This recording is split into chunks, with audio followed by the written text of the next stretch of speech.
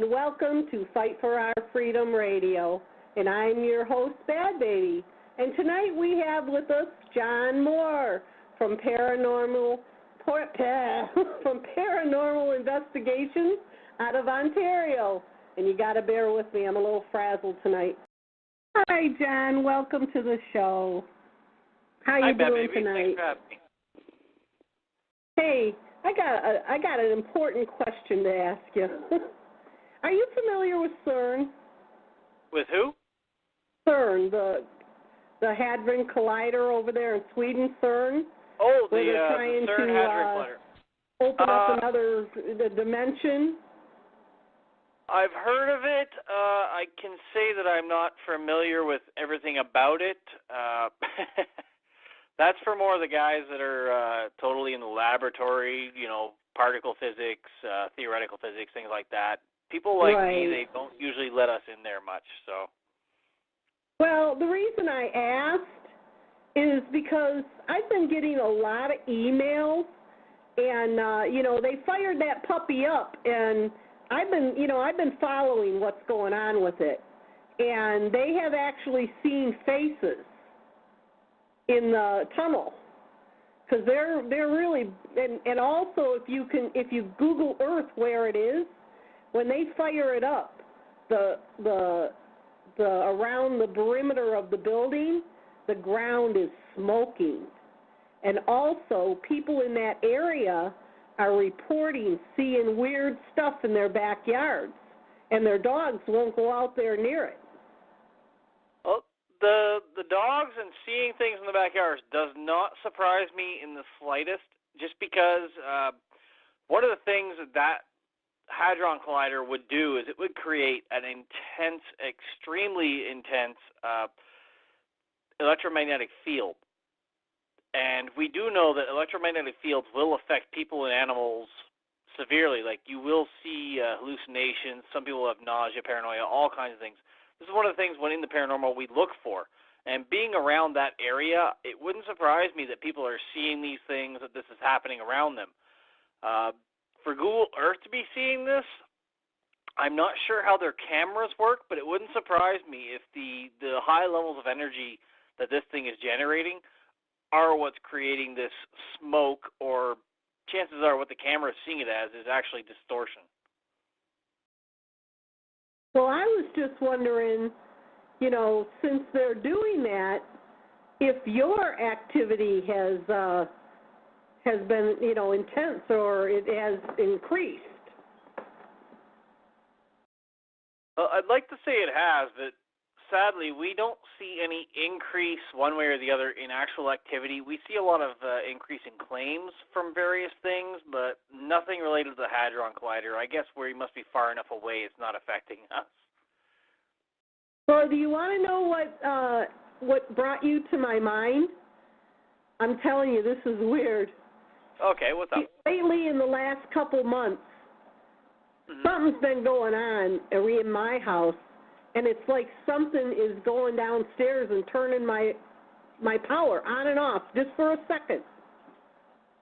Like the whole breaker, or just... Yeah, like the main breaker of the house, just boom, boom, boom, boom. And it was weird because I interviewed a guy who is a general who claims he is a time traveler with a spaceship for the government, and he was talking about that too. Somebody else too that I interviewed, they were talking about their power was going on and off like that. And he went downstairs, and he said that he looked at the breaker box, and there was some creepy-looking guy standing there making a weird face at him that was pulling the breaker on and off.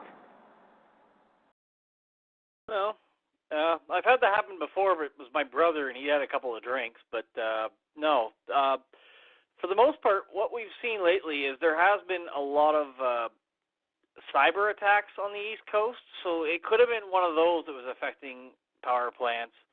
Otherwise, I honestly don't believe,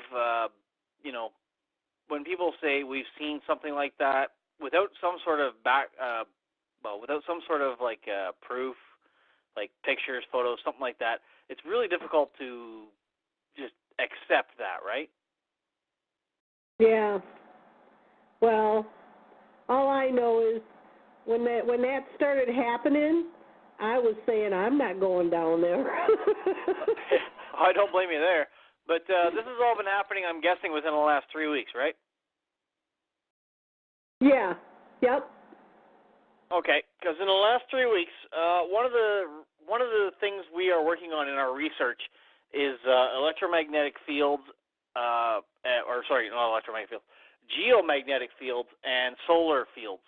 And in the last few weeks, we've seen a lot of really high fluctuations, and those can affect a lot of things like power grids, cell phones, things like that. Not to mention, the last couple of weeks, there have been cyber attacks from somewhere that has been affecting the East Coast, which is where we all live, and those could have also been influencing these events as well. Yeah, I remember the day that part of the internet went down. I had a few of the people on my Facebook page say that they had their pages go down, and then some of their sites were going down. So yeah, but that was according to what they're saying, that was an attack from out of our country on the internet. I don't know for sure where it came from. All I know is that there was something going on with that, and that may have been what caused a very large portion of these. I mean, today we all have these VPNs. We can work from. People that know what they're doing with computers are accessing these regularly. They can say they're from wherever they want, right? Mhm. I mean, here in Canada, we can't access certain content from the United States. But we can get these programs where we can have a VPN, which will allow us to access it saying we're from the States. So, it's impossible to tell really where these people are unless you have access to some very high-tech, very high-class computer knowledge. Mhm. Well, tell us what's going on. What have you been checking out? Well, we've been up to a lot. Just recently, before this call, I was actually going over some evidence from a case that came to us from a local radio station. And we've been doing, like I said, it's been a lot of private homes and things. We have some really cool stuff. Right now, we're working on a new internet show called Into the Haunting. The website is up, but our episodes will be airing once we get them all sorted out. That'll be interesting. You'll have to make sure you let me know how I can go and view that. I will. It should all be available through intothehaunting.com. As I said, the website is up, but right now it is completely under construction. So for the people who have not heard our previous interviews, why don't you explain a little bit about what you do and how they can get a hold of you, and we'll take it from there. All right. Well, as mentioned, my name is John Moore. I am the lead investigator and founder of the Ottawa Paranormal Research and Investigations team. I also sit on the board of Haunted North America. That's an organization that follows haunted locations throughout North America, and we have a large network willing to help anyone who is in need of it throughout Canada and the U.S. and beyond. I started investigating the paranormal in 1995 when I was 15 years old. Mostly I was doing research at that point, but for me, my first experiences with the paranormal were when I was 8 years old in my family's funeral home. I saw a full-bodied apparition of my great-grandfather, which I didn't know at the time, in the basement. Basically, what happened was I was standing at the top of the stairs waiting for my father, who was cleaning in the chapel, and I saw the apparition at the basement stairs, which would have been the showroom for the coffins, the ones that you would see during a wake, and the morgue. And my father wondered who I was waving at and talking to, came and looked, and lo and behold, there was nobody there. So from there, it's just been a lifelong pursuit to find out what I've seen and what's happened. Mhm. So did you just see your grandfather the one time, or did you see him more than once? Him, I only saw the one time. However, the building still stands to this day, and it is one of the buildings that I want more than anything to get into and investigate. Because there have been about 20, 30 other people that have actually seen him in that building. One of my friends who actually, she's 2 years younger than me, she was a friend of my sister. She knew my she didn't know my great-grandfather because he died when I was 3 months, but she knew our family. Mm-hmm. When she actually encountered the apparition working in her office down in where the morgue would have been. And she said that as soon as she saw him, it reminded her of our family just because he looked like someone she had seen. So he is still active in that building. And I hope to one day get access to get in there. Yeah, that'd be great. Mm-hmm. So did he run the funeral home before he passed away? Oh, he built it. Oh, he built the building. He ran it from the day it opened until his death. Then my grandfather took over, but no, he was the founder of the funeral home. So yeah, there was a lot of history and a lot of his blood, sweat, and tears into it, which is why I believe he still stays there because yeah, because he feels very attached to it. Exactly. Wow, that's pretty awesome. They say that sometimes spirits don't cross over because they don't want to leave what they have left here on Earth. They don't want to leave it behind. Do you think that's part of why he is there? I do believe so. A lot of times, like a lot of spirits we find, the human spirits, when they have a place that they have a very strong emotional attachment to, they tend to stick there. Wow. Well, I guess I'm going to stick around. I got a strong emotional attachment to this place. It's possible. We had another case. It was I cannot say the location, but it was a community center, and it was in it was obviously in Ontario. But the situation that was going on there is this place went from being a nunnery.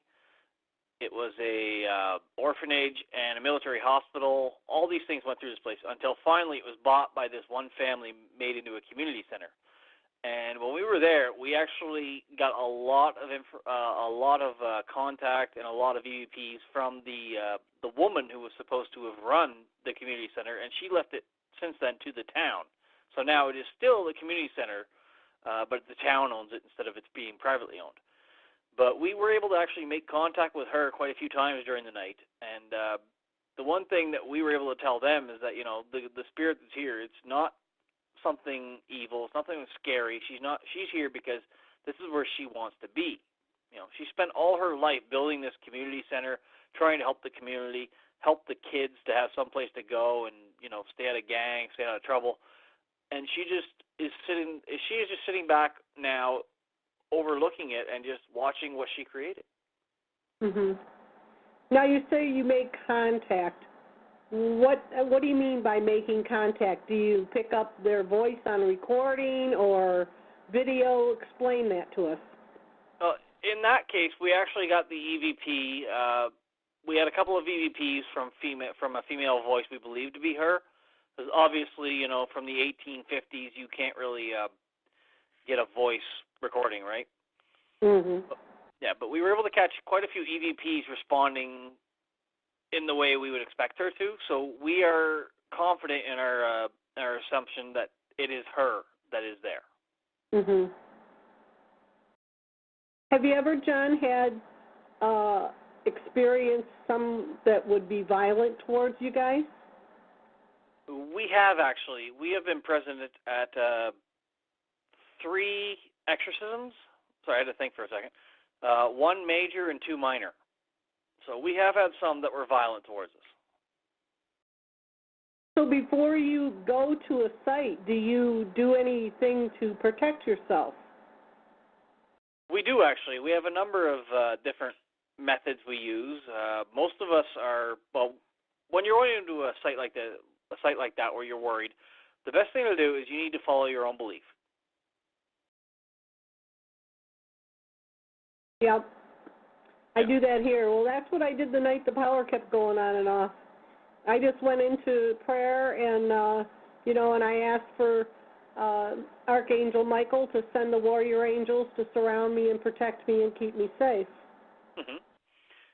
So, absolutely. And before we go into a case, we'll usually, as a group, we will, as a show of solidarity, we will recite the Saint Michael as a protection. Most of us are Christian. There are those of us that are not, but just showing they will do what they do along with us, but we do it as a show of solidarity as a team. Mhm. So even if like we have people on our team, they are Wicca, they are pagan, we have many others, but as a show of solidarity, we all do it together. Okay, well, we do have a guest that has raised their hand, wants to ask a question, so I'm going to unmute. Okay. Welcome to the call, Arizona. You have a question for John? Yes. I had an experience, John, in my apartment.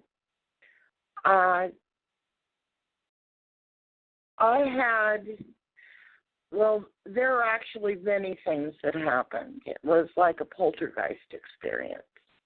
Okay. I was literally pushed around by something that was outside of me that I could not see. I was rolled across the floor so fast that I would bruise myself, hitting the walls and the chairs. I ended up having to put my mattress on the floor because otherwise I would have hurt myself being rolled off of the mattress and onto the floor. Mm-hmm. I was spun around on my feet and on my head, literally spun around on my head. I'm not making any of this up. This really happened to me. I had voices coming out of my own vocal cords that weren't mine. Okay? They weren't my voices. They were masculine voices, feminine voices. And my neighbors could hear it. They thought I was, Looney Tunes, but this was, I believe, a spiritual attack, actually. I don't know if it was ghosts per se or demonic forces. How do you tell the difference between a demonic activity and just a spiritual, a person who has stayed around? Well, generally a person that stayed around, they're just going to do subtle things, trying to let you know that they're there. Like you'll hear knocks on walls, things will be moved, just taps like that. What you're describing sounds a little bit more severe. I don't want to say it's demonic or anything like that. There are so many things, and it's impossible to actually make an assumption like from long distance like this just over the phone. I would urge you, if you don't mind, to email me at ottawaparanormal.com and let me. You're in Arizona, right? Yes. I have some people out there that could probably look into this for you. So if you wouldn't mind, just send me an email, john@ottawaparanormal.com, and I will find someone to come out and take a look into this a little bit further for you. Okay, this is actually something that happened in the past. It's no longer happening to me. No, it's no longer happening to me. I prayed it away. That's the only thing that would stop it. You're also not in the same location where this happened, right, Arizona? I'm sorry. I mean, you moved from that place, right? Yes, I left that apartment. I'm no longer there. It's no longer bothering me. I ended up having to go into a hospital, psych ward, because it was getting so severe that these voices that were coming through my vocal cords were, I was very sleep deprived. And the voices that were coming through my vocal cords were telling me that it was that it was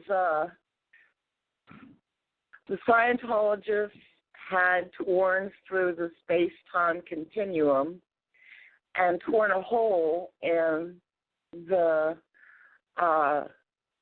membrane between dimensions, and that there were these space aliens that had come through, then they were the ones that were doing this to me. Well, I did some crazy things to try to get rid of these space aliens, let me tell you. I was throwing liquid onto electrical outlets. I was walking down the middle of the street. These voices were telling me to jump in front of trucks. It was very serious. And so I decided for my own safety, I'd better go to someplace where I could be observed. Yeah. I ended up going into one of the observation rooms at this facility. And they let me go in there by myself. They didn't put me there. I put myself in there because I didn't want anybody to see what was going on or hear what was going on. And at one point, and I'll make this brief, at one point there were these entities that were coming and talking through my voice, and each one was more evil than the last. And in the very end of this situation, there was an entity so evil that the temperature of the room literally dropped 15 degrees, and I was shivering.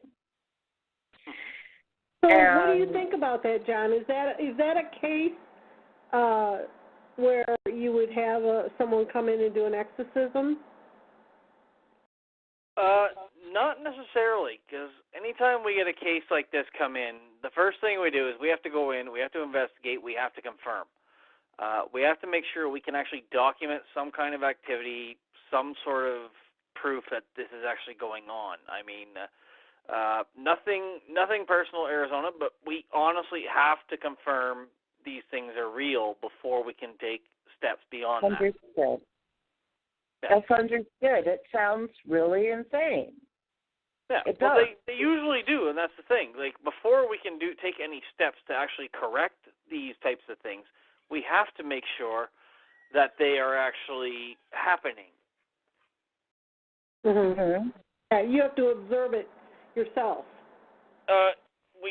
Yes, we have to observe it ourselves, or at least we have to have some sort of evidence of it. Like, even if we don't observe it ourselves, we need to have our equipment or something, patch something to give us an indication. You said you did have a priest that you worked with that would come in. What exactly were you observing for you to call a priest in to do one of these exorcisms? In the situation where we have actually called in the bishop to perform the exorcisms, we have actually been there. We have experienced and recorded the activity happening. We also caught on video the where Arizona mentioned how these voices were coming from her. We actually caught those on tape, and we were actually able to find a number of other. I'm trying to look for the word here. A number of other instances, which were things that corresponded with demonic activity. And also, before he was brought in, we always make sure that our people, like any client we have, before we go as far as to an exorcism and all, they have to go to their doctor and get a clear bill of health from a medical professional that there is nothing there. Mm-hmm. So okay, well, thank you, Arizona, for sharing that with us. And John, when you go to someone's house, do you charge to go in and do a scan of someone's home? No, we never charge for anything we do for our clients. Oh, that's good. Mm-hmm. How far are you from me? I'm not sure. I'm in Ottawa, Canada, so I'm about an hour from the border with Waterville. I think it's Waterville, USA, or Watertown, sorry. Yeah, I'm over by the bridge in Port Huron. Oh, yeah, that's a little ways. Yeah. I do have friends down there I can send your way if you need. Oh, okay. Does he work on trucks? Oh, no, they're all the same as I am. Most people that do what I do, they do not charge for anything. That's the thing. When you do this, it's not because you're trying to make money. The ones trying to make money don't last long because, I mean, what can you charge for? Right? What are you actually charging people for? You cannot guarantee the activity will stop. And what are you giving them afterwards? That's true. Well, what kind of equipment do you use? Well, we use a lot of varied equipment. We use EMF detectors. Trying to think. A lot of the stuff you see on TV we do use, but there's a lot of stuff you see on there that we don't touch just because it is technically stuff that, well, they're just trying to sell to make a buck on, right? Mm-hmm. Mostly we'll use the EMF detectors, EVP recorders. We have a ton of cameras, all kinds of things like that. We have a thermal camera. Our group is one of the lucky ones. We have a tech specialist out of England, Mark Coltis. Anyone wants to look him up, he is a great guy with a lot of knowledge, given us a lot of new tools to play with. But he actually got us the information that we can actually use a Xbox Connect camera. And, yeah, we just use all kinds of things like that. Like, basically, everything we have is trying to document that there is something going on. Mm-hmm. Now, the Have things you we ever stay just away gone to a cemetery and to see if you could pick up anything in the cemeteries? We don't go to cemeteries for that, just because we don't honestly believe there would be actually activity there, because the place where you're going to get the activity is going to be the place where people live, where things happen. That's where the energy is built, right? Mm-hmm. The final resting place is just where you put the corporal vessel, right? Uh-huh. Like, we inhabit our bodies, and when we die, our spirit moves on. Why would we go where after the spirit's left, the body is dumped? Not to mention, it's just disrespectful, honestly, to the people there and the families. Yeah, that's true. What about these little white things that fly around like a white orb? What is that? Because I have seen them go around my house. Mm-hmm. Like circling my house, little white balls, and they're going really fast, and they go all the way around, and then they come back. I'll be looking out the window, and I'll see them go around the house. Well, you're talking about orbs, I assume. Yeah, like an orb. Yeah, orbs, no paranormal team with any reputation will actually accept orbs as evidence, just because there are so many different possibilities for what they can be. Like, you could have an orb that is in IR, any dust particle, pet dander, moisture, anything can reflect. So that's why orbs are generally, by most paranormal investigators, not counted as paranormal evidence. I had a gentleman here in Ottawa actually asking me last week about something he saw, which was a glowing, like, fireball almost orb over the trees. This happened about an hour outside the city. But that one there, we were able to figure out rather handily, was related to, we in Ottawa are on a tectonic plate where we have a lot of earthquakes. And basically what was going on there, it was like, I forget the name, National Geographic did a big write-up on these. They were basically considered earthquake orbs, and they happen around massive seismic areas. And this is what this gentleman had seen. Well, I have had, like when we first moved in this house, and this house is over 100 years old, and I do know that 3 people, including my husband now, passed away in this house.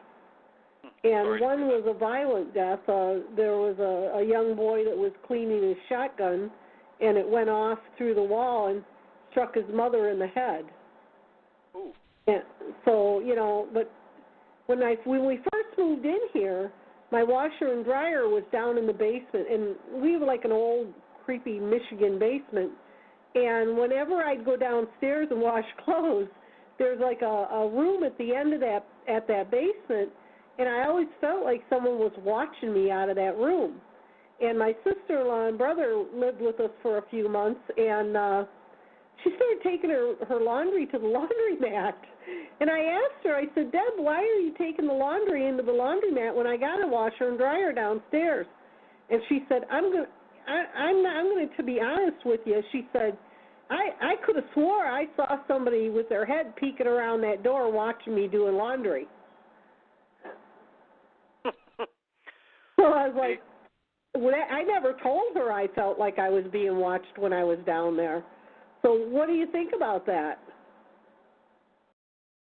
To be honest, a situation like that, it does sound creepy. It sounds like something's there. And personally, myself, I would like to get in and investigate that. My first thought, though, when I hear about two different people from the same area, I would want to go to that area and check for EMF levels, because high EMF levels can give that sense of paranoia. Was there a fuse panel or a lot of wires converging in that area or anything? No, not really. I mean, a lot of the wiring runs in the floorboard down there and up to the sockets, but the breaker is on the other side of the basement. You see, that's like one where I would honestly want to get in, take a look at the house, and get down to that basement and take a look where you guys are saying you feel you're being watched from, just to see if I can find something in that corner. Well, but definitely, given the age of that, and to this day, I don't like going down there. I really don't. When I go down there, I run down the stairs and get what I got to get and run back up. That happens a lot with a lot of people, but I mean, given the history of the house, I can't write off that there couldn't be something there, but for me as an investigator, I would want to get in and actually get some confirmation of what's going on and get a better sense of the house and what's in that area. Well, after my husband passed away, and he passed away, we have two couches in the living room, and one was his and one was mine.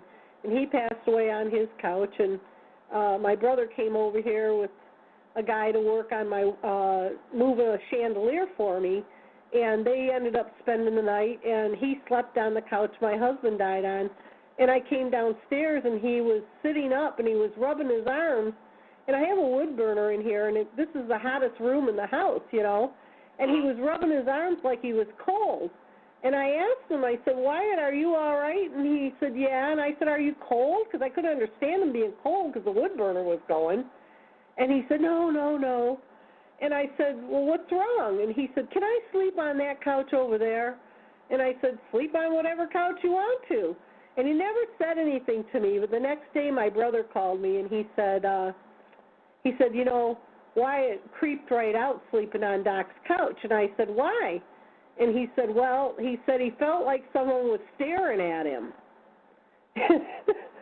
And he goes, and I told him that was Doc's couch, and he died on that couch. And he goes, well, he said it got really cold, and then he woke up when it got really cold, and he felt like someone was staring at him. And I thought, well, he probably wondered, who the hell is this guy sleeping on my couch? It's very possible. I mean, just recently, my grandfather passed away. So we went home for his funeral. While we were there, they put myself and my wife into the room where my grandfather, well, it was his room. It's where he spent his last days, and he didn't die in the room, but it was where he spent pretty much all his time. Mm-hmm. And that night, believe it or not, I felt someone just rub almost like a hand rub across my face. My wife felt it too, at almost the exact same time, rub right down her arm and just squeeze her shoulder. Just like a little, hey, how you guys doing? both of us being, doing what we do, we knew it was likely him just saying goodbye. So we said, "Hey, we know you're here. Thank you. We'll see you eventually." But it's what we call a crisis apparition. So why do you think they do that? They aren't ready to cross over yet, or? No, I think they're ready to cross over. It's just the crisis apparition, they'll make one last appearance to the people they love, people they know, family, friends, just to tell them, I'm happy, I'm good, everything's okay, don't worry about me, don't be sad, everything's fine. They're trying to comfort us at that point. Mhm. Yeah, well, my husband, the last 3 days that he was dying, he kept telling me that he was not going to leave my side, that he promised that he would stay in this house and watch over me. So, and to this day, I've had signs that he is still in this house. And there's a very high possibility he is. Like, our loved ones will always watch over us. Well, I'm not afraid of him. I mean, there's been times where some things have happened outside, and he has screamed my name and woke me up.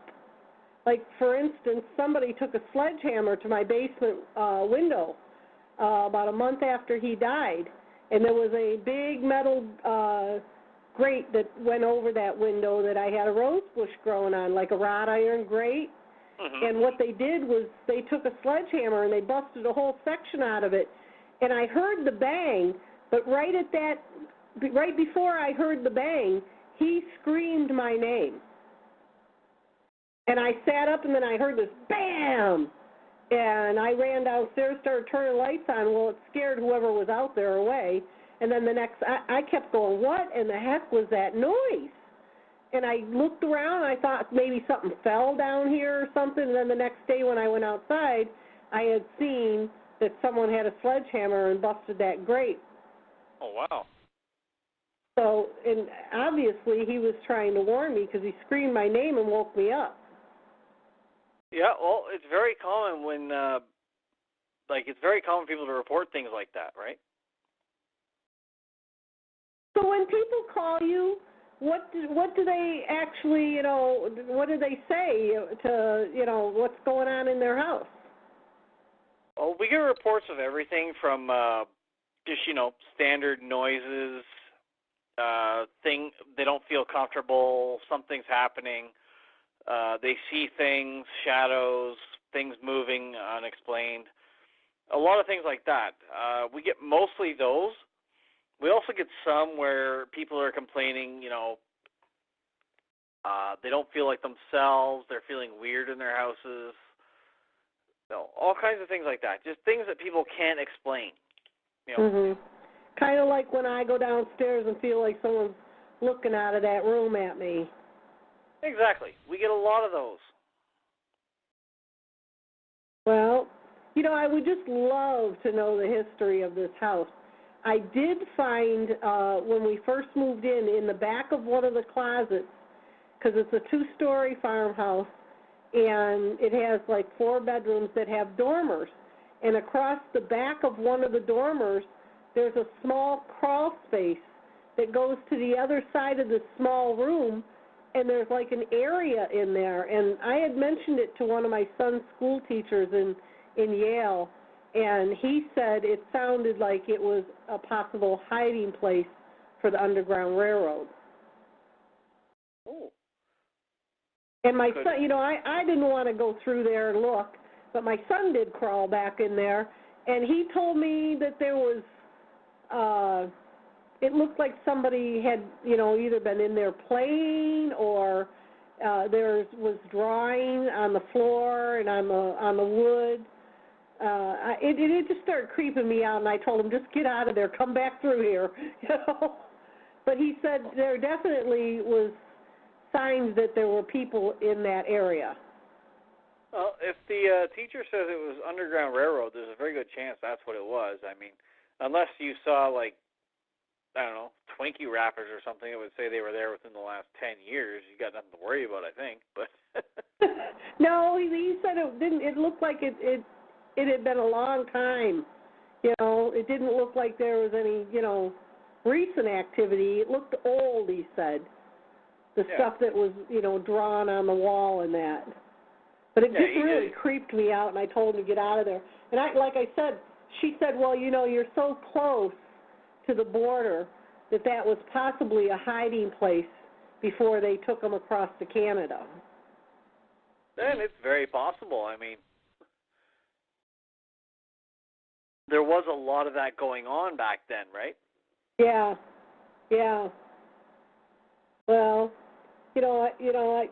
I would just love to know the history. I mean, I did do some research on the house, and I do know that all the lumber for this house was brought from an old sawmill that was about 5 miles away. It's not there anymore. And it was all brought here on horse and wagon, and all the brickwork was done by Dutch immigrants. Mm-hmm. So, yeah, it's an old house. Okay, we got another question. Okay. Yes, Arizona, you have another question? Yes. Can a person be haunted? In other words, can this paranormal activity happen throughout somebody's life because there is an entity attached to them? I grew up in a house in Tucson here that was, I'm pretty sure, had a lot of activity. It was a TB sanitarium for the Tohono O'odham people back before we purchased it as a house. And there was a graveyard in the back where the bodies of these Native people were buried.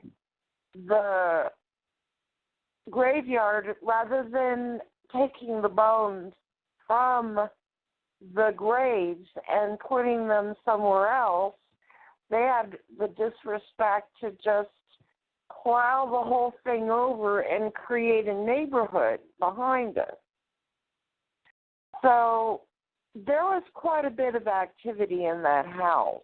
I remember when I grew up seeing a lot of different things, feeling like I was being watched, having terrible, terrible nightmares, just horrific nightmares. And, things would move around, things would fall over for no reason, just all kinds of things happen. And throughout my life, I have had just a very difficult life. And I'm wondering if one of these entities is attached itself to me somehow. It is possible for them to attach to someone, but generally they won't. With what you're describing with the burial ground and things like that, they would generally attach themselves to the grounds. They wouldn't actually follow someone. I can't say that it hasn't happened, but for the most part, I wouldn't lean towards them following someone like that. The best thing to do in that situation, if you do experience things supernaturally, then you should maybe contact someone. If it is just you are having a lot of negative happening in your life and you believe it could be the spirits, that generally is not something that a paranormal team would be able to help you with. Right. That in that could be a demonic activity, right? That could be a demonic activity. It could be, but demonic is very rare. A lot of times when we are exposed to activity like this at a young age, we tend to start seeing it a lot of places, okay? Do you understand what I mean? Yeah.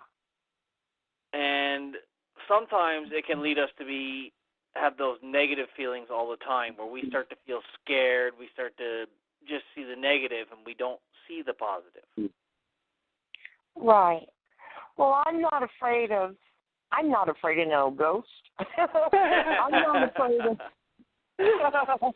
I'm not afraid of the spirit of somebody who has passed on. I mean, I would want them to go to the light and go to their next life. You would want them to go where they need to be. I would want them to go where they need to be. Oh, which leads me to another question. And I know I'm taking up a lot of time. I'm sorry, but do the spirits of the souls of people stay around because possibly they might be going to a place that they don't want to go to? Their eternal destiny. Are they afraid they might go to hell? Yeah. Would they be sticking around? Because although I think God would have something to say about that, but Oh, it's interesting that you said that, because I've seen a story on I can't remember one. It was on TV late at night where a house was having activity, and they had a paranormal investigator come in, and there was a man in that house, and he was really being mean to these people. And they finally, made contact with him and asked him why he didn't cross over, and he said he was afraid to because he knew he did a lot of bad things and he thought he was going to go to hell. Well, you see, that is a very common thing. With a lot of times when we do find human spirits, some of them are afraid. Going back to where I mentioned where we found the woman who wanted to stay there, there was another entity there. He was actually a human male in the basement from the time when it was a military hospital, and he was afraid to cross over because of what he did during wartime. He was afraid that he would go to hell for what he did. So with having the bishop was able to absolve him and comfort him, and then we were able to cross him over. So yeah, that is very common for, spirits when they've had certain things and they feel guilty, they're scared, they may stay. That's another reason why some of them stay. That's why people believe it. But all of this is theoretical. Obviously, we don't have any real hard answers to this. But yes, we have found in places where people have died and spirits have chosen not to cross that some of them have reported, as you mentioned, being scared of what's going to happen afterwards. Right. Okay, thank you, Arizona. Is that it for your question? Well, I have a million questions. Well, I don't think we have a million minutes. This is fascinating to me. Yeah. Okay, well, maybe we'll unmute you in a little bit. Me and John can continue. Okay. All right, hon. Thank you. You're welcome. Thank you. Okay, John, what about somebody that would play in a cemetery as a child? Honey, you just unmuted me again. Oh, I'm sorry. Okay. Well, people playing in cemeteries, it all goes back to, what's a lot of people when they play in those things, they trying to figure out what you mean by this, honestly. Well, I'll tell you what it means. Do you remember the old TV show Lights, or it was Lights Out, I think it was called, or it was on a Saturday night. It was like a creepy, scary show that they would have on. Yeah. Well, we used to stay with our cousins, and they lived across the street. They lived at the end of a dead-end road that ran all the way down the side of a cemetery. And my older cousin and my brother, used to think it was funny for us to go out there and play hide and seek. And I was real little. They were a lot older than I was. I was probably about 7 years old. And I didn't like going in there. And they kept saying, come on, don't be a scaredy cat. Well, we went in there one night, and they purposely got me lost in the cemetery. And they knew that our parents would be coming home real soon, so they all went home, and I couldn't find my way out. So I just sat down on somebody's fresh grave, and they had flowers all leaning up against the mound of dirt, and I pulled a flower out, and I started pulling the petals off and going, I'm scared, I'm scared, I'm scared. And that was where I sat until our parents came back, and they checked us in the beds, and I wasn't in the bed, and finally they fessed up that they left me out there. And I'm just wondering, because we were doing that, is that why I've got such bad luck? No, I don't think it's why you have such bad luck, honestly. Something like that, it's kids being kids, right? I mean, I grew up in a funeral home. I was playing around cemeteries pretty much all my life. Not by choice, it's just because it was my backyard. But no, things like that. You weren't desecrating the graves. You weren't destroying, you weren't out there kicking over tombstones. You were out there. You were a lost child, and if anything was there watching, it would see that, and that's why it was watching over you. And that's likely why they fessed up and your parents found you so quickly. Well, I got my fanny tanned, I'll tell you that. I remember my dad finding me, and I got spanking all the way home. And even when I got older, and ironically, this is the same cemetery that my father is buried in now. And after my father passed away, I had a lot of nightmares about that cemetery. Well, I have no doubt, but that sounds like you're subconscious. Just the fact that, your dad is buried there, remembers, and it brings up all these old memories. Yeah. Well, I was living in an apartment complex about half a mile from there when I first had my first baby, and he was about a year and a half old, and I had a child carrier on the back of my 10-speed, and I used to ride my 10-speed over there and put flowers on his grave all the time. And one time I was over there, and a storm came in, and it was lightning and thunder and really started pouring. And I got on the bike, and I had my baby with me, and we were riding through the cemetery, and this guy kept trying to get us to get in his car. And I kept saying, no, we're not far from my house. I don't need a ride. And it really creeped me out. And after that, I don't know, maybe the fact that I got scared in that cemetery, but after that guy tried to get us in his car, that was when I started having nightmares. And the nightmares were always, I was in the cemetery visiting my dad's grave, and every time I go to leave, the iron gates were shut and I couldn't get out. Now, you see, something like that does sound like you're subconscious, honestly. Like you're worried about the guy who's outside trying to kidnap you. Yeah, I think that's exactly what he was trying to do. And you know, it's weird because down in Detroit, there's a cemetery down there that where there's a lot of violence down in Detroit. But there's a cemetery down there where they actually are warning people not to go there alone because people are getting robbed and mugged in the cemetery. I actually hadn't heard that, and that is technically despicable. I can't believe they would actually do that. Yeah. Wow. Nothing like, being, nasty to people that are there visiting loved ones that have passed on. But, yeah, and you think about it, too, that's easy prey because who's around in a cemetery? Yeah, exactly. Not a lot of people. Mm-hmm. But, yeah.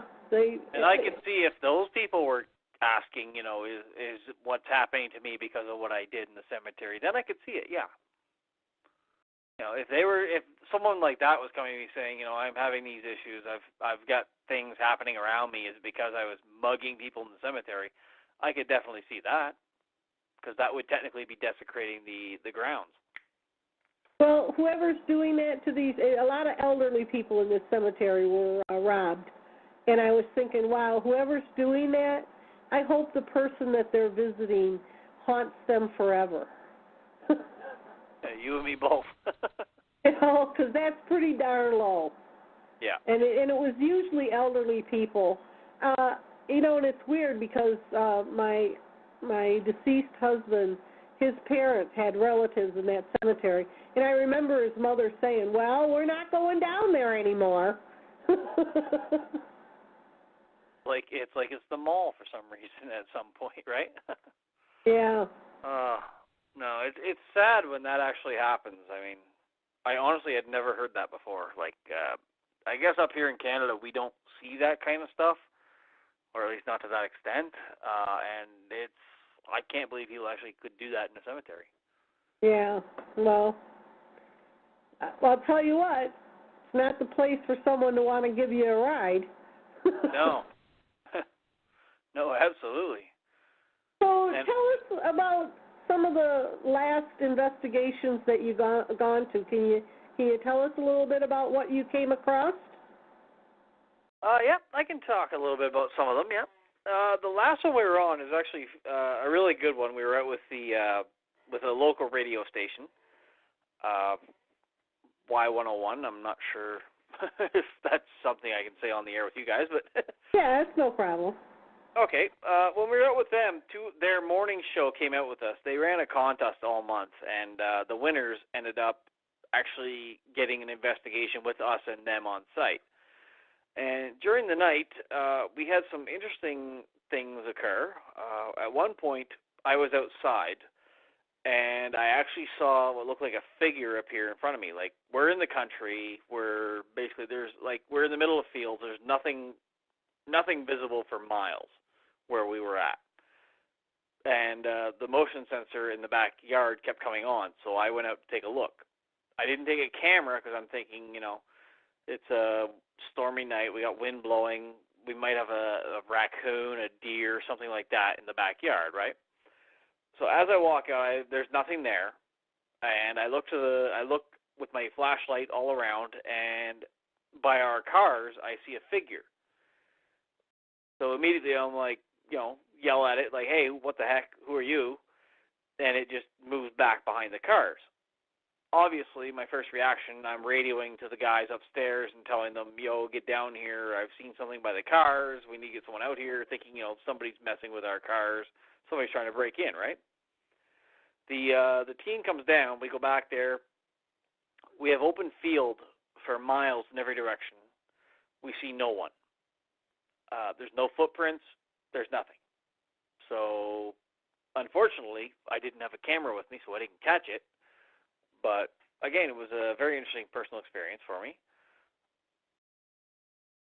Also, on a couple of other ones, we've had some interesting thermal hits. We've just recently acquired a thermal imager, so we're playing with that a lot. We've had a few really cool hits on it and some new ones, and we've had a lot of fun training some of our newer people with how to use it. One of my favorite things to do is actually to just take reflections and residuals and just see if our rookies can pick them out. But what about mirrors, John? Because has anyone ever seen something looking at them through a mirror? I have not run into any cases like that, honestly, myself. I have heard of them, but from my own experiences, I can't really say too much on that one. I've heard that before, too, that they've seen images in mirrors. One thing that I did see, and this was on my infrared security camera that shines out on my front yard, it records on a DVR. And I was checking the recording, and I saw, it's hard to explain, it looked like a person, probably a man because it was big, but it didn't have any feet. And it was floating. It came out from behind my pine tree, and it looked like they had a hood and a cape on, but there were no feet. and its shoulders was moving from side to side, and it came out from behind the pine tree, and it went across my front yard. You ever see anything like that? I have seen some things like that, where they're almost like shadows in a hood. Yes. Yeah. It had like a hood and a cape. Yeah, that's something that's referred to as a hood. It's one of the shadow entities. Like, there are many different versions, different types of shadow entities. One is the hood, and what you're describing sounds like that. I'd be really curious to see that picture. If you still have it, you can send that to me. I'd love to take a look at that one. It was on my DVR for my security. I didn't keep it. I did show it to a few people. At the time, I was dating this guy, and I said, "What do you think this is?" And he just looked at me and shrugged his shoulders and said, "I don't know." And I showed it to the building inspector, and he went, "Wow, that's really neat." And I go, "It's really scary to me." I have no doubt. I mean, I wish you still had it. Well, there's definitely something there, but, when it got halfway across the yard, it just disappeared. It, was gone. It definitely sounds like something I would have loved to have had a look at. To me, what I think it sounds like would be basically a hood, a shadow entity called the hood. Basically, that's what they are. They look like, I guess it's just a shadow with like a long cloak and just a hood over their head. And the cape part was jagged. And that was the thing. I kept rewinding it and playing it again and rewinding it and playing it again. And I kept saying, "But look, you can see its shoulders going back and forth." And it was real long. It was real big, like 6 foot something. I said, "But do you see any feet or legs?"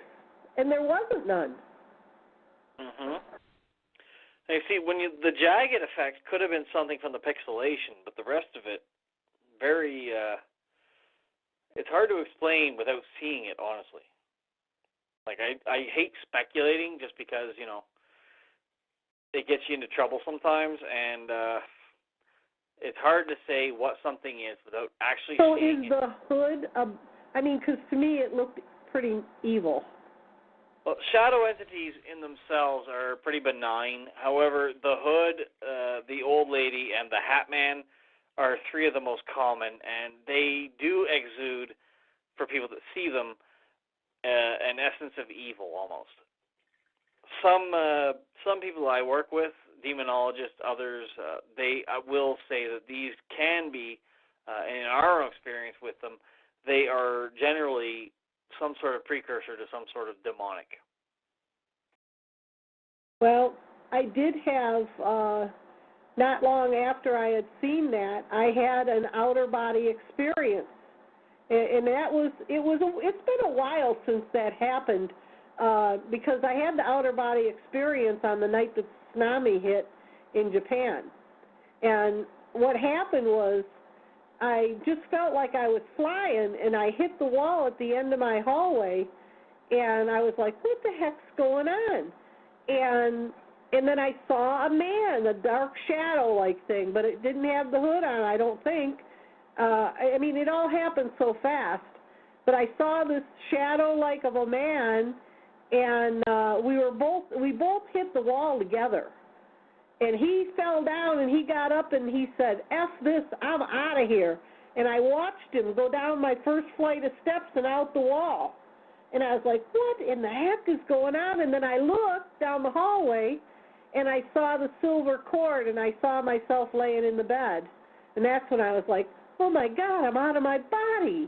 And then, shoo, I flew back to my body, and when I went back in, the bed actually jarred, like someone threw me in it, And I woke up, and I was like, "Holy crap, what just happened to me?"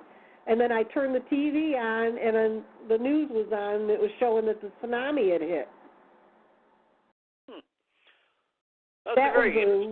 I don't want to ever do that again. Oh, I don't blame you. Out-of-body experiences are never anything pleasant.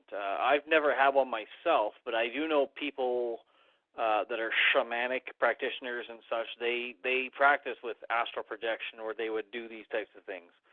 Yeah. And they've described similar things to that. However, the man who was with you and hit the wall, that's one that I'm not really sure where that came from. I just had this gut feeling that he was trying to take me. He was trying to take me somewhere. And, you know, I really felt like my husband was the one that slammed us against the wall to stop him, to make him let me go. It is entirely possible. Again, that's in the realm of the psychic, and I myself, I'm not a psychic. I do work with some, and I do know some that might be able to give you a little bit more insight on that. But I honestly don't know enough about that aspect to be able to explain exactly what that could have been. Then I thought, well, maybe it happened because the tsunami happened, and that was had to do with an earthquake and a shift in the crust of the earth. I mean, I was like, wow, that was just too much for me to grasp, and I did not want to go back to sleep. I stayed up the rest of the night. I was scared to death to go back to sleep. Well, I don't blame you for not wanting to go back to sleep at all. I was like, that was too airy, and that wasn't fun, and I don't want to do it again. And who was that guy that went down the stairs? Well, at least he used the stairs, I mean. Well, he didn't seem like he was walking down them, though. He floated down the stairs, and then he went right out the wall. And I was like, that was when I realized something wasn't right. What's going on here? And then I looked down the hall, and I saw this silver cord just waving like a wave. And that's when I realized that I wasn't in my body. And I also saw myself laying in the bed. And I was like, whoa, I'm out of my body. Now, you see, the silver cord thing is one I've heard before from quite a few people that do astral projection and things like that. And they always mention there's that cord that ties you to your corporal body. That part makes sense to me, just from what I've heard. However, to know the rest of it, without being someone who is a psychic, it's very difficult because we don't have the same interpretation. We don't have the same knowledge they do. We only have the scientific, right? Yeah. And that's generally what we work from. Like my background is mostly parapsychological demonology. And in those two schools, what we're talking about with the astral projection, it's not there. That's why I keep other people on our team and as our friends. Like right now I know Leslie J. Hart. I don't know if he's listening, but he is one who would be absolutely capable of explaining that a lot better, as well as Brett Jacoby. Either one of those guys, they both deal with astral projection. They are the ones who have told me when you leave your body like that, you will see that silver line, and it is a way to be drawn back. So. Well, I'm just wondering, because I know people practice that, but I don't practice that, and I'm just wondering, can something come and take you out of your body? Like, that's what I felt this thing was doing, and it happened really fast. I mean, I remember feeling like I was flying down the hall. And I know I hit that wall. It just was like, shoot, boom. And then I was like, what's going on? And I looked and I saw him, and he said, F this, I'm out of here. And then he went down the stairs, and boom, he was gone. And I was like, wow, what just happened?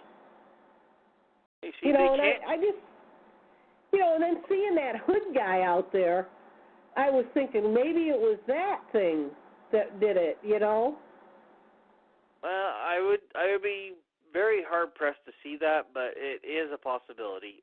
Again, when you start talking about the realm of the psychic as opposed to the scientific, it gets the blinds are blurred. There are so many different theories, so many different ideas. Nothing can take you, as you're saying, just steal you away like that. To my knowledge, that can't happen. Okay. Well, I've gotten religiously with saying my prayers and keeping the angels around me at night. That's always a good thing. That's always a good place to be. You know, and I'm not really afraid, but you know, this stuff happens around this house, and I'm just wondering if there's a connection with the people dying in this house, or, you know, but there's something going on around here, and it creeps me out. It really does. Especially when the power kept going off that night, and I went, wow. And I called my dogs over, and I just held on to them. I said, what the heck's going on? And then I said, maybe it's just the power company. But then I was looking out the window, and my power was going on and off, but my neighbors weren't. And I was like, well, why isn't their porch light going on and off? Because they keep their porch light on all the time. And I thought, you know, if it's the power going down, wouldn't all the neighbors' power go off? Well, you'd think that, but again, like you said, you have an old house. It could be the wiring. The neighbors could have upgraded their wiring years ago, and yours might still be a little bit behind. So, well, you always have to look at the natural before you jump to, you know, the supernatural or the paranormal. Well, that happened right after I had interviewed that guy that talked about his power going on and off, and when he went downstairs, he saw this creepy-looking man pulling the breaker back and forth, and he turned at him and smiled. And it was a few weeks after that. That's when it started happening here, and I was like, oh. And then I just said, there ain't no way I'm going down there and looking. I don't want to see no creepy-looking man. Oh, I don't blame you there at all, honestly. I think you'd have fun checking my place out. I probably would. I honestly wish I was close enough to actually look into it myself, but. Yeah, I wish you were too. I'd have you come and stay. What about Ouija boards, John? I mean, have you ever had anyone call you and say that they were messing around with a Ouija board and now they're having activity? We get that a lot of the time, believe it or not. A lot of those involve calling in the bishop. Yeah. Did you happen to see the story that was going around on Facebook about those young girls? I think it was in Africa. They were in a Catholic school, and they decided to mess around with a Ouija board, and all these girls all of a sudden started having all these problems and passing out. And oh, I think I actually missed that one. Yeah, if I find the story, I'll send it to you. I'll post it on your page. But yeah, they said that it started happening to all these girls after they messed around with that Ouija board.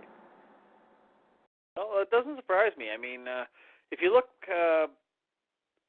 back on the cases of Ed and Lorraine Warren, I mean, they're very controversial demonologists, I know. But if you look back, about 90% of the cases that came to them, Ed said, came from, I was playing with a Ouija board. We see a lot of cases where people will come to us and say, yeah, I played with a Ouija board. I played with, tarot cards, rituals, all kinds of things. They just played with it. Yeah. We see that a lot. And then all of a sudden things happen. It's because people start dabbling and playing with things that they don't know what they're doing, and they're just creating all kinds of problems for themselves. I mean, there are tons of people out there that use them safely for years without anything, but they know what they're doing. They know how to do it. For someone to just say, hey, I'm going to buy this and play with it, you're just opening yourself up and asking for trouble. Well, they say that if you throw them away or burn them, that you can bring bad stuff on yourself too. Throwing them away, not so much. Burning them, yes.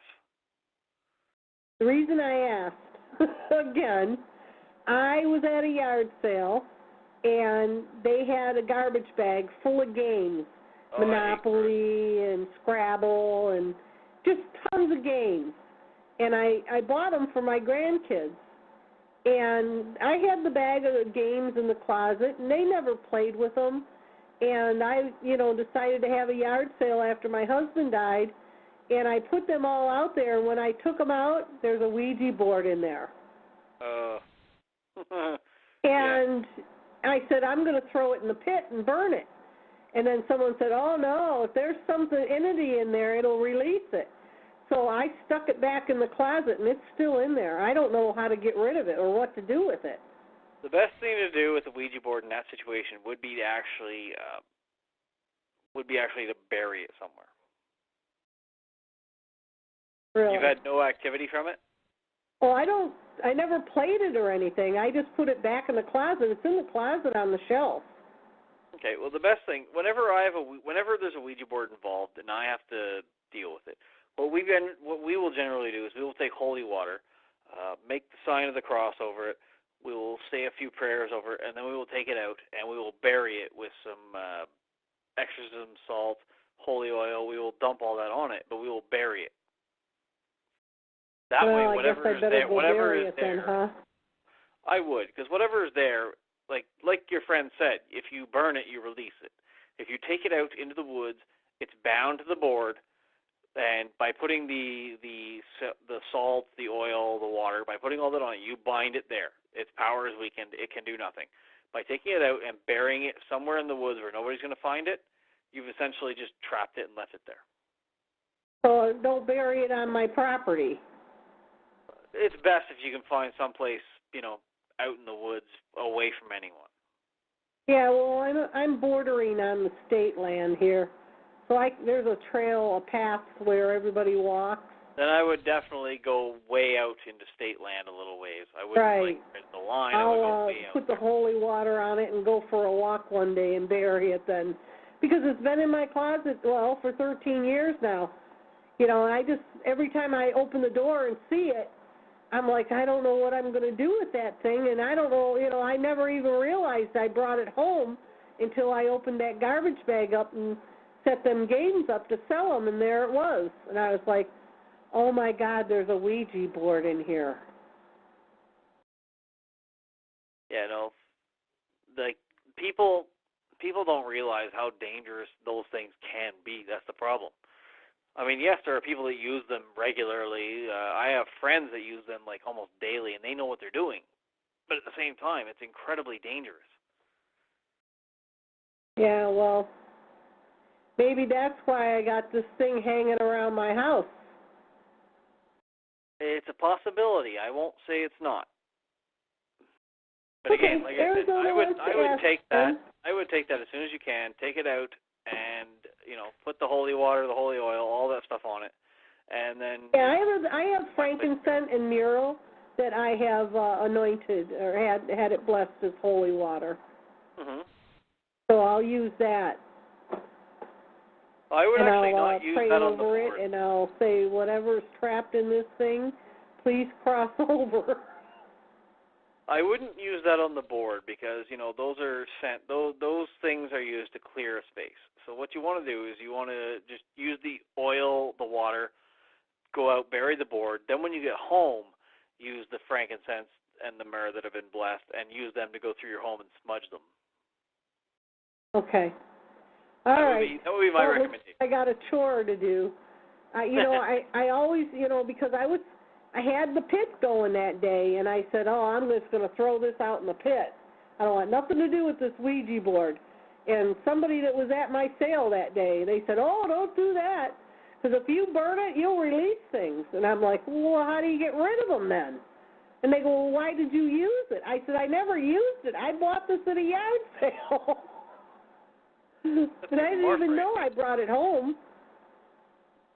Because it was like $5 for the whole bag of games, and I just thought, I'll buy this bag of games for my grandkids. Oh, why not? So and of course, there was a Ouija board in there. Yeah. Find out 10 years later, I got a Ouija board in my closet. Okay, again.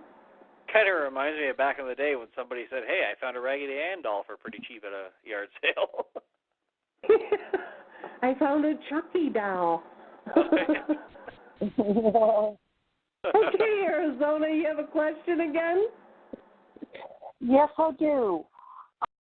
This is talking about the scientific and the paranormal and what I've heard is that there is actually a cloak of invisibility that scientists have developed where you put this thing on and you can be invisible up to a certain degree. You're talking about military cloaking. Military cloaking, yeah. Yeah, to my knowledge, that is not real, unfortunately. Okay. No, like there's a lot of things like that out there. Military cloaking, aliens around, all these things. A lot of this stuff, you can't believe what you see.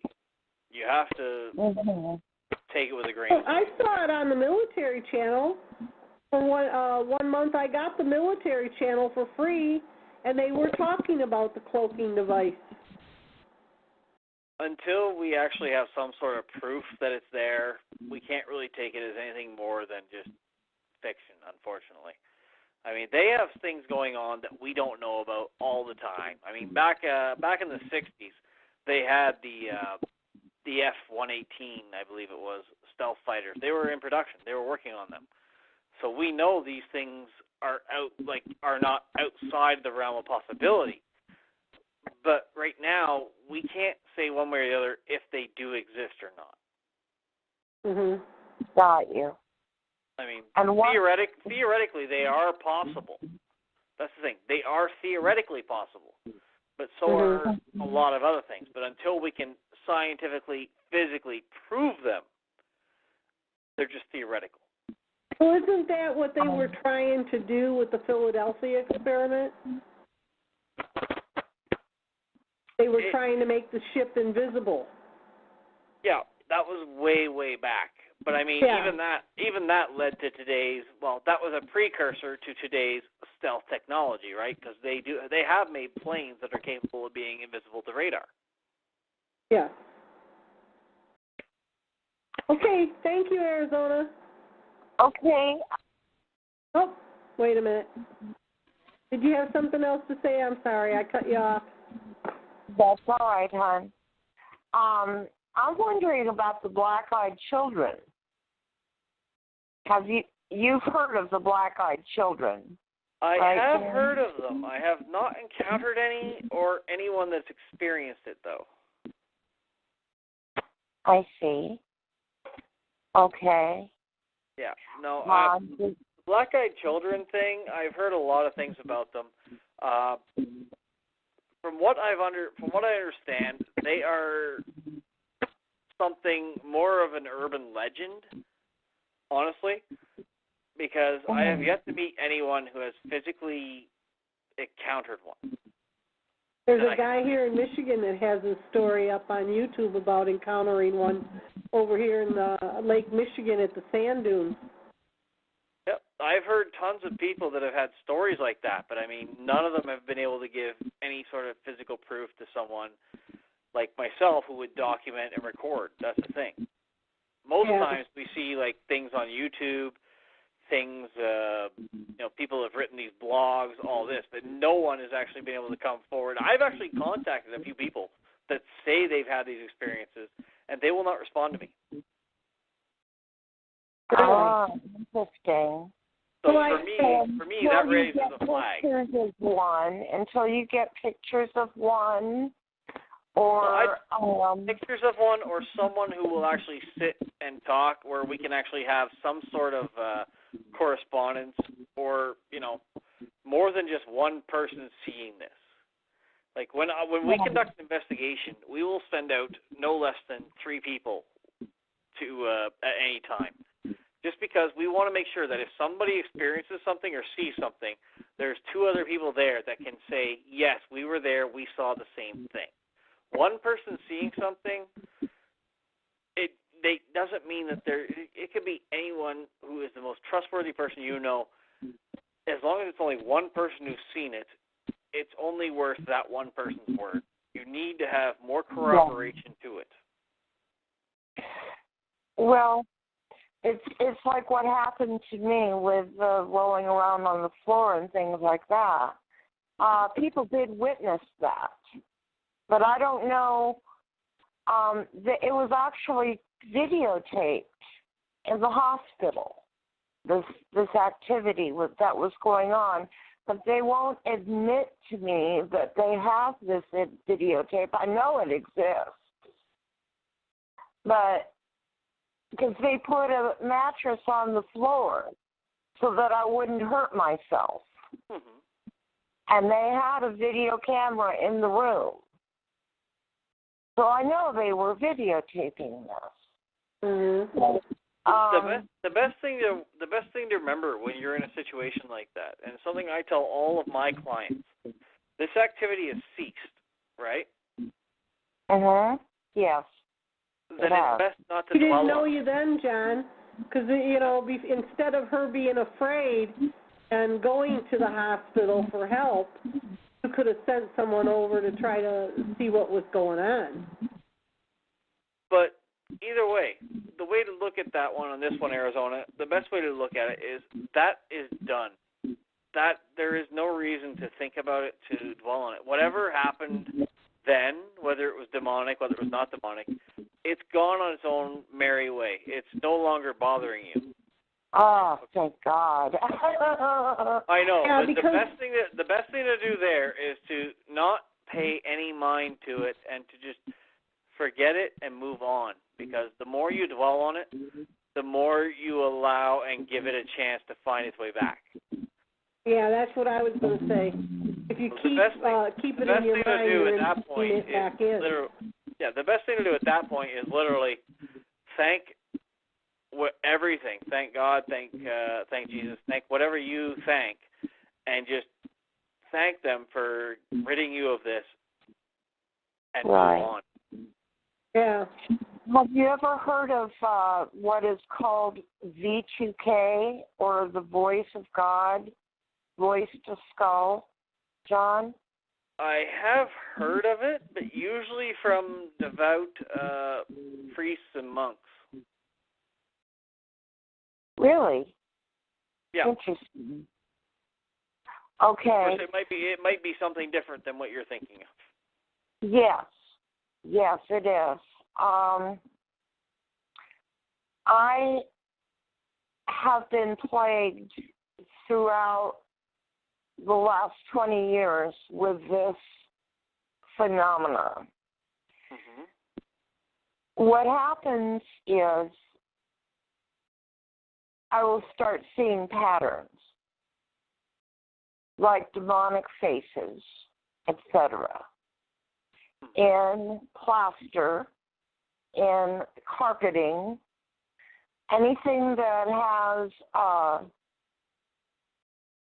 has light and shadow that can cause a face to appear. But these faces appear demonic, and when I close my eyes, I can't even get rid of them because I'll see the patterns behind my eyelids. Okay? Yeah. And I have these intrusive voices that start to manifest in my mind. They're not audible voices. They're more like intrusive thoughts. And this is still going on today, right? Yeah, this still happens to me occasionally. It doesn't happen as much as it used to, but it still does happen. And these voices are horrible. They'll say just the most vile, vulgar language you could possibly imagine. And just telling me that I'm a piece of dirt, basically. And what I do is I pray, or I put on praise music. They don't like that very much, and they go away. So do you think, John, that thing is still trying to come back in because she keeps worrying about it and talks about it? Well, anytime you're dealing with these types of entities, they'll always want to find their way back.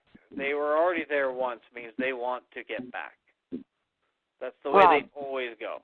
And generally, they'll come back stronger. That's the thing. Arizona, I would urge you, if this is still happening, as I mentioned before, email me. Send me an email with your contact, and let me get you in touch with somebody locally that can actually look into this a little further for you on the ground. Yeah, I would do that, hon. Get a hold of him, and you know, and then he can have someone out there try to. This sounds like there's a little bit more going on there, and this is something that you need someone actually there on site, able to actually work with you with. So by all means, send me an email. Contact me through either hauntednorthamerica.org or through ottawaparanormal.com, and I will make sure that I get somebody in your area that is trained and capable to actually come and help you. Thank you. I would really appreciate that, because that I don't dwell on this because I believe in God and I don't think He wants me to. But these things are intrusive. They come. Yeah, well, we'll see if we can get someone to help you out, hon. Thank you so much for your input. No, absolutely. You have my contact. By all means, contact me anytime, and I will make sure to put you in touch with someone out there that can look into this a little further for you. Okay, so that's Ottawa Paranormal at if you go to ottawaparanormal.com, you'll find the contact us. Okay. And okay, from honey, there, thank you so much. From there, I'll put you in contact with who you need to speak to in your area. Is that common, John? Do you guys get contacted for stuff like that a lot? We do, actually, and from all over the world. I've been in contact from as far away as England, Ghana, like Africa. I haven't seen one from Russia yet, but. What about Louisiana? Since that's such a, I mean, you know, that's the Bayou state where they're supposed to be. Yep, I have a few contacts down there, actually. You do have people down there? Yep, through Haunted North America. Like it's an organization. I'm one of the co-founders. I'm director of demonic investigation for them. And there are two other founders, David Binger and Craig Mitten. We're all Canadian boys, but they founded this as basically originally they were looking into different haunted areas, and then the idea came about to bring teams and network people together. I was brought on basically because I deal in the demonic side as opposed to the general paranormal side, which most people do. And from there, we've just made this network where we literally have people all throughout North America. Like we wherever somebody needs help, they can reach me, and I can find either a paranormal team or a demonologist almost anywhere through just basically the contacts we've made. So when people contact me asking for help, like Arizona has, I know I can find them someone in their area that is able to help them. Oh, that's good to know, you know, especially, you know, like people are thinking you're all the way in Ontario and, you know, how are you going to help them? But if they're living in Pennsylvania and they're having a problem over there, you could probably find a team to go and help them out. Absolutely. Oh, I know. Gettysburg. Ever think about going down to Gettysburg? I know there's so much activity down there. It's on my bucket list of places that I've always wanted to visit, believe me. Like, Gettysburg is one of those that if I could go down there and spend a week down there and do nothing but investigate, I would. Take me with ya. It's on my list. One day when I retire, like, I'm still a young man. I'm only 36 right now. And yes, I've been doing it since I was 15 years old. It's kind of frightening, but I grew up in a small town where most people would look. One thing I always tell people is I grew up in a small town where at 9 o'clock all the radio stations shut off. So most people can't fathom that growing up in the cities nowadays. But then again, that's why I tell them. That's why as a 15-year-old I was reading parapsychology books. So. Well, the reason I mentioned Gettysburg is because my in-laws used to go down to Key West and camp for 6 months, and then they'd stay 6 months in Michigan. and the people who would camp next to them were from that area, and they used to tell us all kinds of stuff about seeing soldiers out on the field. Yep. They also were in a bed and breakfast, and they woke up and there was someone standing at the end of their bed. Oh, I think I know the one a you're rebel talking about. soldier that was just standing there looking at them. Yeah, I think I know the one you're talking about because I think I've seen that on an episode of Paranormal State. But no, Gettysburg is arguably the most active area in the entire United States of America, and by far one that I would love to go and visit. I've had friends that have been there. One of my coworkers, he's not into the paranormal, but he was down there and he actually visited the sites because he's a war buff, and he said he saw some weird things, and he bought a couple of books, and I've read them, the history of Gettysburg paranormally, and yeah, like it's absolutely one of those places I really want to go. So why do you think that there's so much activity there? Do you think it's because these men died in such a violent way? Oh, absolutely. There was so much violent death, tragic loss. I mean, it's just a hotbed considering, and you got to think the entire area is on top of like quartz limestone, because they have said the stone deposits there are full of that. That's why we have such a high level of residual hauntings down there. I mean, these people that go out and they say, you know, we're walking on the battlefield and we hear like the guns going, you see soldiers marching to battle. That's all residual haunts, because they're not interacting with the people, they're not reacting to them. They're just going about what they did. So that would be a residual haunt. But at the same time, with all the number of people that have died there and just the tragic way that they all died, you'll still see like a ton of intelligent haunts, like at the bed and breakfast you're talking about. What about Salem, where they did a lot of the burning of the witches? Do you have a team that does any investigating around in there?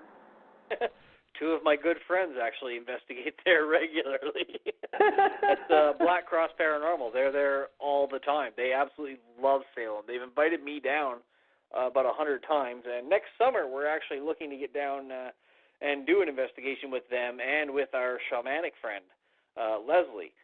So we're hoping to actually, like I said, make the trip down to Salem next year, because it actually is within travel range for us, technically. We also have two other ones here in Canada that most people don't even know about.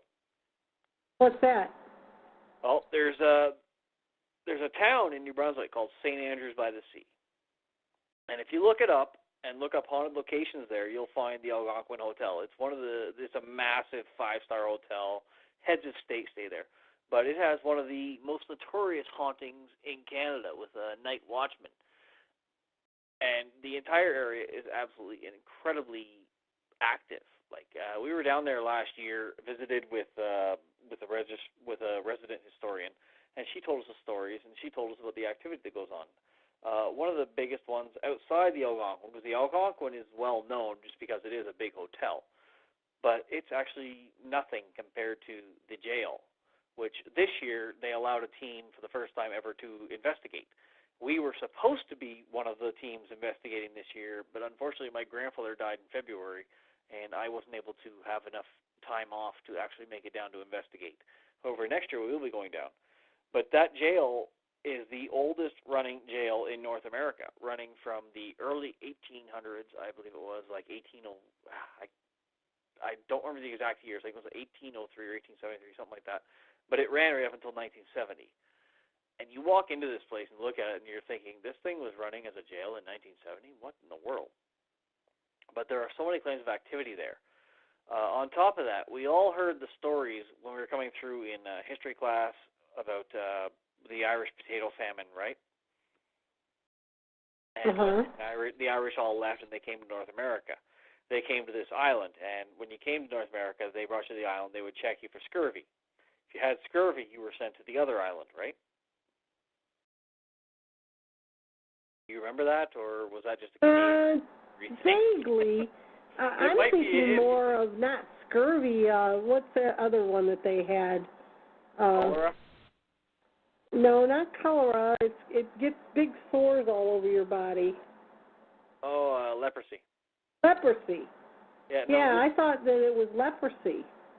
This is different, but I'm thinking this might be just the difference in cultures just from Canada to U.S., because I know in Canada we had a lot of the Irish coming across, and they would land in eastern Canada, and then they would go their own way. Leprosy, I think, was from the States. You guys would have a lot of people coming up south from the Caribbean, and they would have that. Mm-hmm. Don't quote me on that. I'm not 100%. I do know that in Canada we did have the Irish coming, and when the Irish came here, they would check them before they let them come onto the mainland, and they would look for scurvy. And if you had scurvy, it was a death sentence. So they would actually tell you, you need to go to this island and stay there. That island was called Hospital Island. It actually sits off the shore of St. Andrews. It is a 2-acre square island where you can see it. There is a house that is on it. The house is not complete. You can look at it on Google Maps. You'll see it. It's just like the outside shell. That's it. That's all this house ever was made. The gentleman who built it, he actually died in a freak accident shortly after construction started. His wife, who was an expert skier, ran into a tree on a bunny hill, which nobody can figure out how that would happen for an expert skier. So these are like 2 freak accidents. Since then, the daughter has never gone anywhere near the island.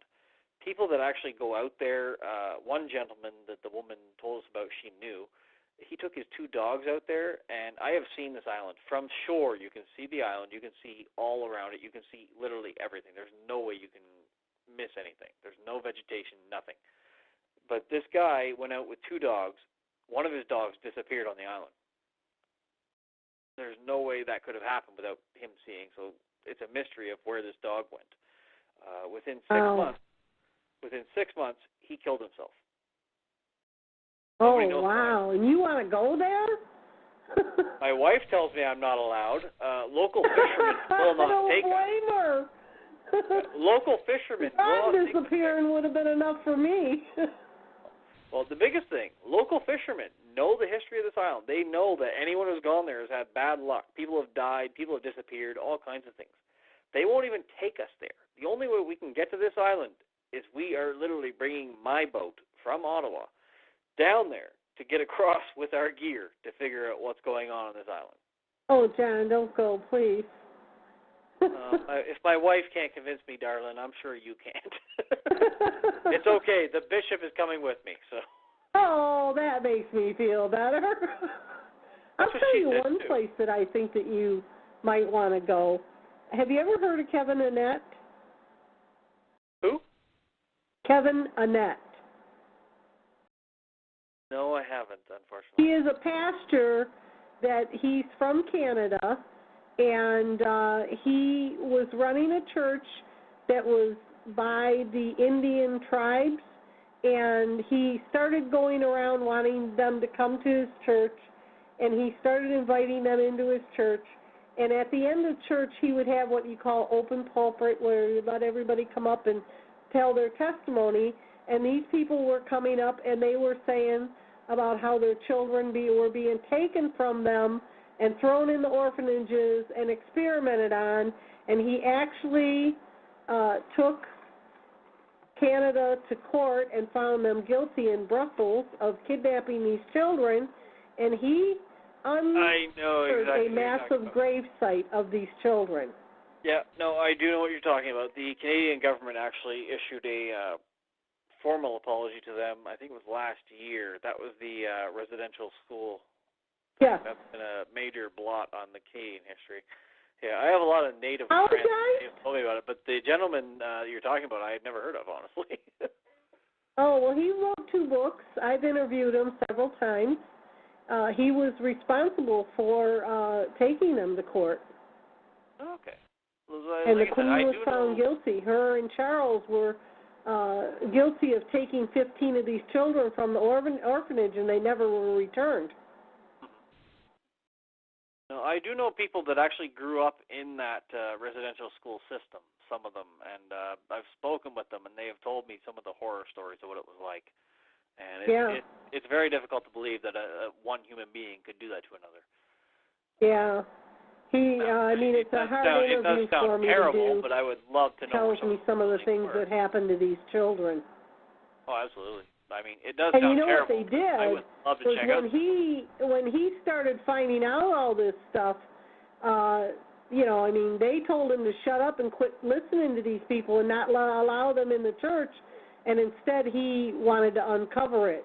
And so he lost his position in the church, and they targeted him. They destroyed his marriage and everything. He's actually over here in the United States right now, but he's still trying to get justice for these people. No, I've no doubt he's got a long, hard battle for that, unfortunately. But oh well, yeah. Coming up against the Queen, the Pope, the Bush family, they were all found guilty.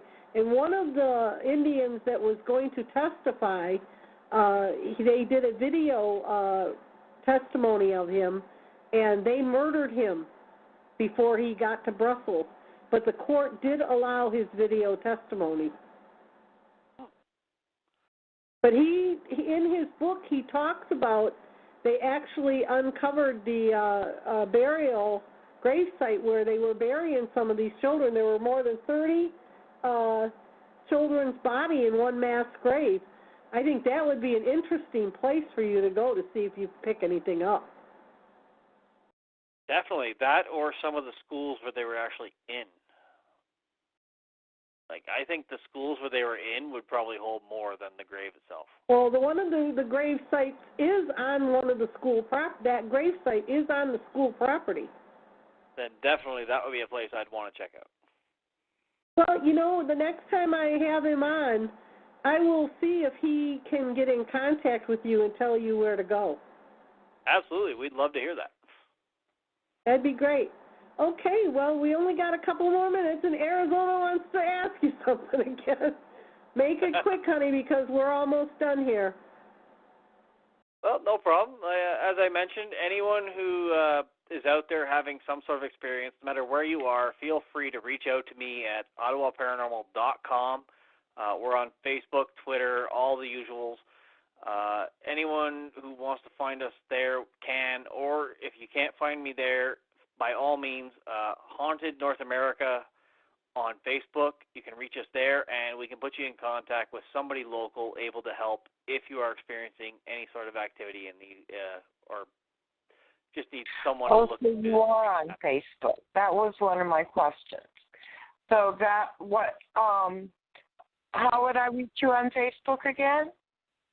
Ottawa Paranormal. You can search us, and you'll find us on Facebook, Twitter, anywhere. Okay, excellent. Now, what I was wondering, do longitude and latitude have anything to do with this? In other words, the magnetic... There are some that would look at ley lines. There are some that would look at it. Ley lines can have that effect. To be honest, I'm still looking for an accurate ley line map because most times I see them, they're all over the place. So I don't know for sure if they do affect. We are working on trying to get some research into that. Okay. Because I was thinking of the Devil's Triangle. I know that there is another, because you were talking about the dog disappearing. Mm-hmm. And I've heard of a lot of different disappearances in various places there, and that seems to be that these happen in a specific area, like the Devil's Triangle. There's another one up in Michigan, not in Michigan, in the Great Lakes area. Mm-hmm. And I'm wondering if possibly the magnetic grid of the planet might have something to do with that. It's difficult to say, honestly, because the magnetic grid in that area is not that fluctuating as it is in the Bermuda Triangle. And there has been recent studies found where the Bermuda Triangle, what has been happening there is mostly microburst. Now, what's causing those is the question that a lot of us want to know. But, again, these are all things that we have to speculate. We honestly don't have enough information or enough capability to research and look into them fully at this time.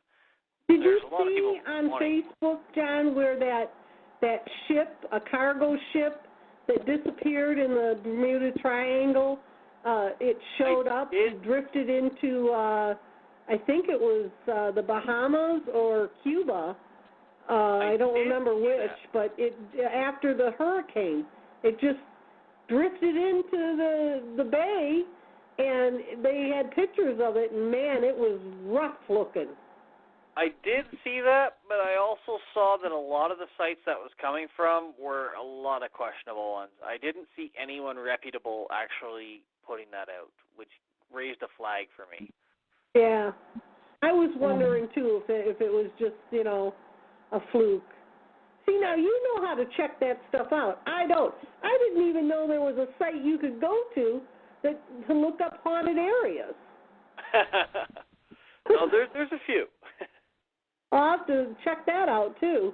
Maybe my house is on it. Well, if you haven't put it there, then it's likely not. Okay.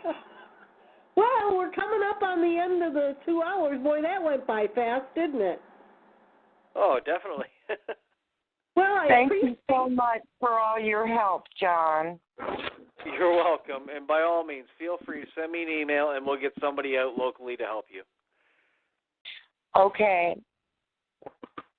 Yeah, thanks, Arizona. I hope you get this resolved. Again, I want to thank you for coming out and spending time. Now I know what to do with my Ouija board. And now I know what that black thing was that floated across my yard. I think I'm going to get my holy water out and start spraying it around all my property again. But once the Ouija board's out, you might see a big difference. So. Well, it never dawned on me about it might be bringing something in until I started talking to you tonight, and I thought about it. It was in the back of my mind. I wonder if that sitting in my closet might have something to do with some of this stuff. Well, it's possible, and like I said, you know now what to do to get rid of it. I would do that probably as soon as you can. Well, you want my honest opinion? I was going to give it to one of my family members that I didn't like. Oh, no. No. I was going to wrap it and give it to him for Christmas. Yeah, no, don't do that. It was just a thought. Oh, that's just mean. They're pretty mean to me. So I just thought, well, I got something for you. And then there was another thought. There's some people that are harassing me very bad. I was going to leave it on their doorstep. Oh, man. Well, I didn't do it, though. I couldn't be that cruel. But I thought about it. Well, maybe I ought to give you a present. Oh, believe me, I don't want any of those. I've had enough people try to give me their Ouija boards. That's, no. There was one night that on Coast to Coast they were going to mess around with one, and George Norrie was, after he had spoke to a few people about them, he came out and said, you know what, I'm not going to mess around with it. Yeah, he said, I'm just too afraid to mess around with it. I do remember that, and I think if I remember correctly, I know 3 or 4 of the people he spoke to, and they were the ones telling him, what are you doing? Why in the world do they sell them? Because most people look at it as a toy. That's well, the I'll thing. tell you, that's a sick toy to give your kids. Well, it is, but it's like Russian roulette. You can play it 100 times, never had a problem. It's that one time where something happens. Yeah. I don't understand why they do that in Vietnam all the time, and I was like, oh, that's not, and bet on it. Excuse me? And then when someone blows their brains out, they all laugh. Ah, you lost.